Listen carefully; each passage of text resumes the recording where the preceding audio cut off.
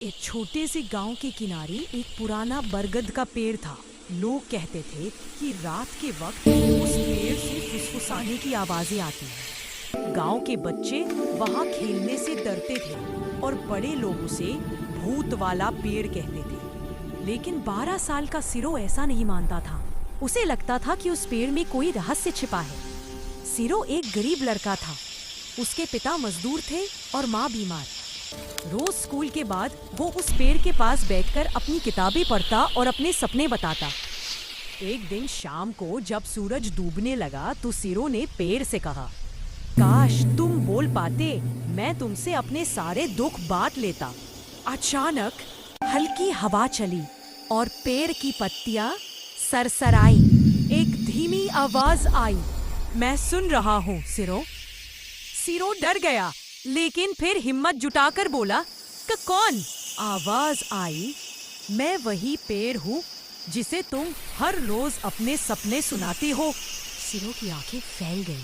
पेड़ बोला, तुम्हारे सपने सच्चे हैं, लेकिन उन्हें पूरा करने के लिए डर छोड़ना होगा। सिरो ने पूछा, पर मैं तो गरीब हूँ, मेरे पास कुछ नहीं। पेड़ ने कहा, गरीब वो नहीं जिसके पास पैसे नहीं, गरीब वो है जो कोशिश छोड़ दे। उस रात सिरो घर लौटा और उसने ठान लिया वह मेहनत करेगा। अगले दिन से उसने स्कूल में और ध्यान देना शुरू किया। गांव के बच्चों को पढ़ाना शुरू किया ताकि कुछ पैसे कमा सके। दिन बीतते गए, साल गुजर गए। सिरो अब बड़ा हो गया था। शहर गया, पढ़ाई की और एक बड़ा अफसर बन गया। कई साल बाद वो अपने गांव लौटा। गांव बदल चुका था, लेकिन वो बरगद का पेड़ अब भी वही था, बूढ़ा लेकिन मजबूत। सिरो उसके पास गया और कहा, तुम ठीक थे पेड़ भाई, डर छोड़ने से ही जिंदगी बदलती है। हवा चली, पत्तियां फिर सरसराईं और आवाज आई, अब तुम बोलते हो सिरो और मैं सुनता हूँ।